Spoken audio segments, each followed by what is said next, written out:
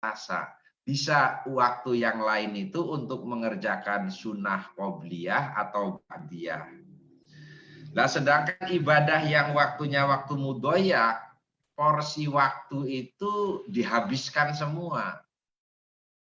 Saum ini masuk pada ibadah yang waktunya waktu mudhoyak. Satu waktu itu dihabiskan semua, mulai imsak sampai dengan futur maghrib itu habis, itu nggak ada sedikit pun yang tidak digunakan untuk ibadah saum. Termasuk juga ibadah haji. Ibadah haji itu ibadah yang sempit. Jadi tidak bisa ibadah haji itu bareng dengan niat sunah-sunah ibadah haji yang lain. Artinya ibadah haji yang kedua, ketiga itu begitu. Yang keempat yaitu waktu niat. Kapan waktu niat itu? Imam Malik mengatakan kalau saum apapun bentuknya ini harus qoblal fajri. Artinya sebelum keluar atau terbit fajar sodik itu harus orang sudah niat. Jadi mulai habis sholat isya sampai dengan keluar fajar itu di situ tempat niat. Kata Imam Malik. Kata Imam Syafi'i, puasa harus dibagi sunnah atau wajibnya. Kalau puasa wajib, kata Imam Asy-Syafi'i, yaitu harus qoblal fajri. Mulai dari isya atau habis sholat taraweh sampai keluar fajar, di situ tempatnya niat. Tetapi kalau puasa itu sunnah, itu boleh ba'dal fajri. Puasa sunat jam 9 baru niat itu boleh. Asal tidak lebih dari matahari tergelincir, yaitu waktu zuhur, itu begitu. Yang ketiga menurut Imam Abu Hanifah yaitu ba'dal fajri boleh. Ba'dal fajri itu boleh. Baik puasa wajib ataupun puasa sunnah. Jadi umpama bulan Ramadan ini jam 7 baru niat itu boleh. Kalau menurut Imam Abu Hanifah. Lah dasar hukum yang digunakan oleh mereka yaitu hadis Hafsah ibnu Umar. Hafsah binti Umar. Malam yubayitis siyam minal laili fala siyamalah. Rahul Bukhari. Barang siapa yang tidak niat saum di malam hari maka tidak sah saumnya. Itu alasan orang yang mengatakan harus qoblal fajri. Yang kedua dasar hukumnya hadis Aisyah ketika Rasulullah bertanya apakah kalian punya makanan, kemudian Siti Aisyah menjawab ma indi syai'un, saya tidak punya makanan, maka Rasulullah bersabda fa inni shaimun. Ya udah saya puasa saja, padahal mulai jam 8 atau jam 9 itu jadi, itu begitu.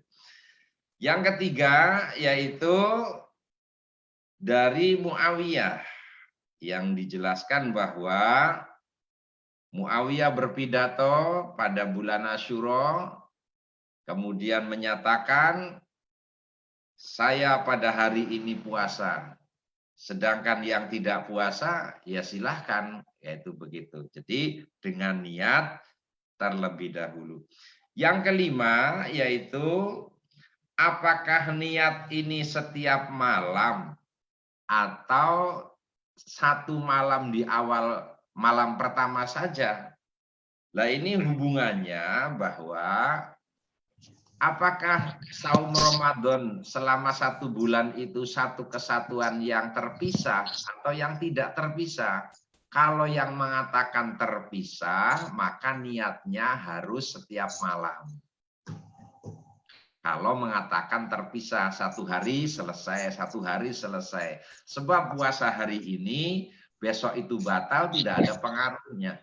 Tetapi kalau yang mengatakan bahwa saum Ramadan itu satu kesatuan dari tanggal 1 sampai berakhir itu sama dengan sholat zuhur 4 rakaat. itu satu kesatuan, maka cukup niat satu kali saja. Itu begitu. Nah, yang keenam yaitu bagaimana teks niat. Teks niatnya ini kalau orang yang mengatakan harus setiap malam, kalau ditulis sebenarnya niat itu dalam hati, kalau ditulis itu ya seperti yang kita dengar itu, nawaitu sauma ghadin an ada'i fardhi syahri ramadhana hadis sanati lillahi ta'ala. Teksnya begitu.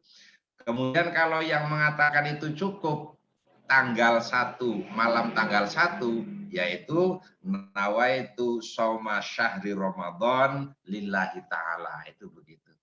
Bagaimana dengan Muhammadiyah, majelis tarjihnya ini? Boleh menggunakan dua-duanya. Saudara-saudara rahimakumullah, Imam Asy-Syafi'i, Imam Hanafi, dan imam-imam yang lain itu tidak hanya milik ahli sunnah wal jamaah, itu miliknya umat Islam. Oleh karena itu Muhammadiyah jangan sampai ketika membicara Imam Syafi'i kemudian alergi, itu enggak boleh. Kebetulan ahli sunnah wal jamaah itu mematok dirinya pada mazhab Asy-Syafi'i. Nah, kalau Muhammadiyah tidak mematok, justru boleh berkelana kemana saja.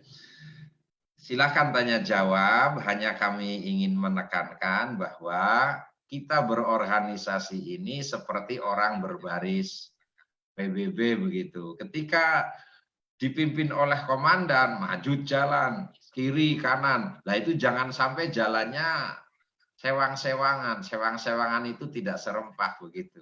Nah ketika pimpinan itu mengatakan, begini ketentuan fikih saum Ramadan, maka hendaknya harus kompak. Terakhir sekali, kenapa ketika kita berbicara tentang fikih itu hanya ngeplot satu, itu punya kepentingan. NU mengapa hanya satu ke Syafi'iyah? Karena punya kepentingan. Muhammadiyah juga kenapa menggunakan tarjih?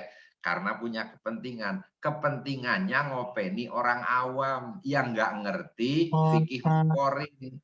Jadi mereka itu sulit dibimbing. Maka dengan satu saja itu tujuannya seperti itu. Padahal sebenarnya ya tidak. Ulama-ulama itu boleh melanglang buana dengan ilmu pengetahuannya.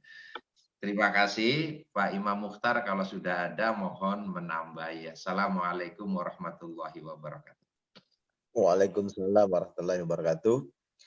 Sekali lagi Ustadz Mukhtar, apakah sudah hadir?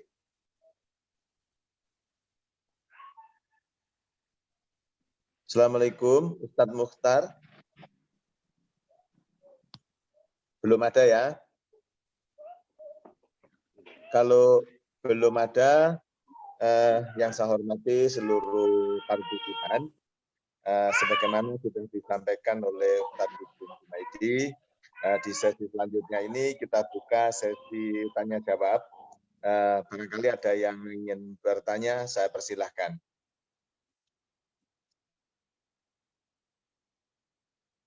Kalau ingin bertanya, mikrofonnya tolong dinyalakan.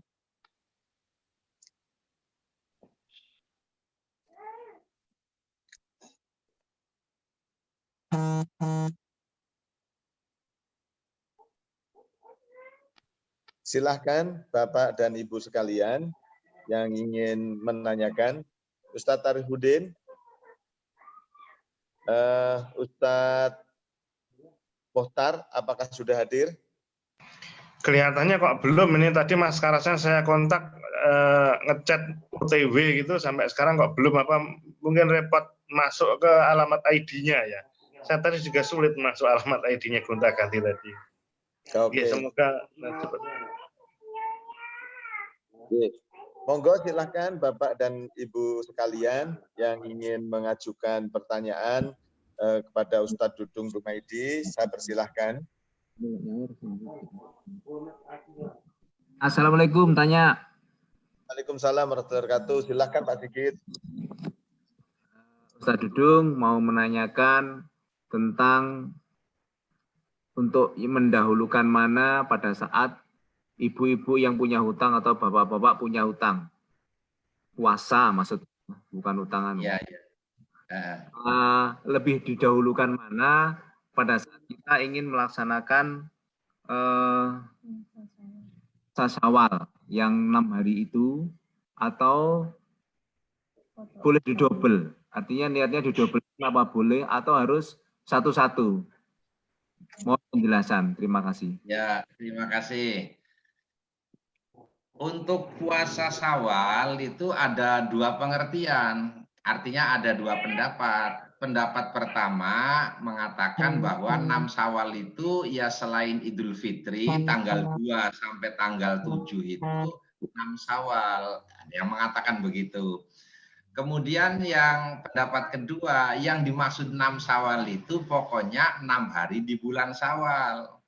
Nah, Majelis Tarjih itu pendapat yang kedua, pokoknya 6 hari di bulan Syawal. Maka ketika orang itu bapak-bapak atau ibu-ibu punya hutang, maka bayar itu di bulan Syawal, nanti 6 hari akhir itu puasa sunnah. Jadi mengodoi dengan puasa sunnah utama mengerjakan qadha, karena qadha itu kan hanya menggeser waktu saja, hukumnya wajib. Jangan sampai mendahulukan puasa sunnah. Itu begitu. Jadi umpama wanita itu menstruasi Minggu, ini tanggal 2 atau tanggal 3 puasa terus selesai 1 minggu, kemudian kesananya itu kan bisa untuk mengerjakan 1 Syawal. Silakan ditambahi oleh Ustaz Arifuddin atau yang lain, silakan.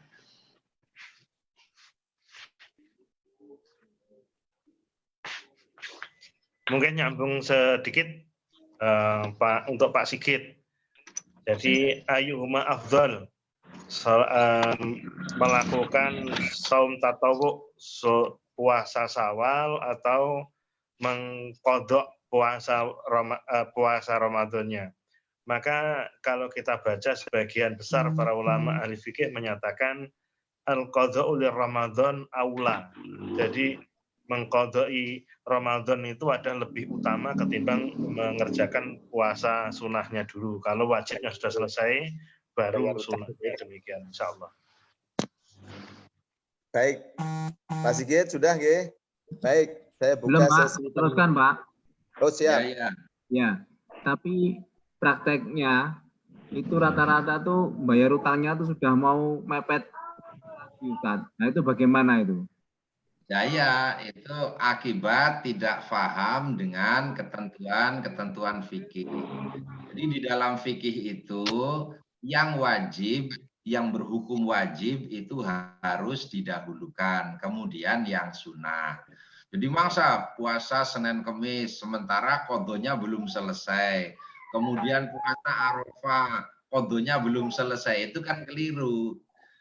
Jadi kalau orang itu puasa Arafah yang bukan orang haji, kemudian punya qadha, maka yang jadi itu yang qadha, Pak, pahalanya itu. Jadi niat puasa Arafahnya nggak jadi karena begitu menurut ketentuan usul fikih. Itu begitu. Silakan ditambahi oleh yang lain. Nyambung lagi sedikit mungkin Pak Dayat. Silakan. Kaitan dengan Ya, okay. Silakan. Kaitan dengan niat tadi yang disampaikan Pak Dudung itu, memang kita memiliki dua pendapat ya. Apakah setiap malam atau cukup sekali dalam bulan Ramadan? Benar yang didawuhkan Pak Dudung tadi, kalau kita menganggap 1 bulan Ramadan itu mulai tanggal 1 sampai nanti akhir Ramadan sebagai satu qadhiyah, satu paket, maka cukup niat fi awali Ramadan. Tapi kalau kemudian kita ingin tikror itu lebih ikhtiyat, lebih selamat. Sehingga syaratnya ada 3. Kalau untuk puasa Ramadan, puasa wajib, ini harus ada at-tabyid, yaitu niat di malam hari. At-tabyid itu maksud dari dari kata malam hari. Berniat di malam hari qabla subhi. Itu harus berniat. Disebutkan dalam Sunan Nasa'i, man lam yusbit asyam qoblal fajri fala siyamalahu. Barang siapa belum berniat malam hari sebelum subuh untuk puasa Ramadan dan puasa wajib, maka tidak dianggap berpuasa. Kecuali kalau puasa sunnah, itu lain ceritanya. Nah, kemudian harus ada ta'yin, yaitu menegaskan niatnya. Yang dimaksud niat di sini adalah yang akan dilakukan itu ditegaskan puasa wajib atau sunnah. Jadi kalau malam hari dulu kita kecil sudah biasa dikasih hafalan oleh guru-guru ngaji kita seperti yang sebutkan Pak Guru tadi, nawaitu shoma ghadin an adain fardhi sahri ramadhana hadhi sanati fardholillahi ta'ala, itu takyennya berarti saya niat puasa Ramadan gitu aja, bukan puasa sunnah. Kemudian yang ketiga dari yang disebutkan Pak Dudung tadi, Muhammadiyah juga pakai juga, itu at-tikror, dari kata takrir, mengulang-ulang. Jadi kalau mengulang setiap malamnya itu lebih aula, walaupun azam seorang muslim itu pastilah ingin penuh puasanya dalam satu Ramadan, kecuali kalau yang berhalangan bagi ibu-ibu. Insya Allah seperti itu. Pak Sigit, sudah selesai tadi yang ditanyakan? Sudah Pak, terima kasih. Baik. Ya. Terima kasih. Barangkali ada yang ingin bertanya lagi? Masih ada waktu sedikit.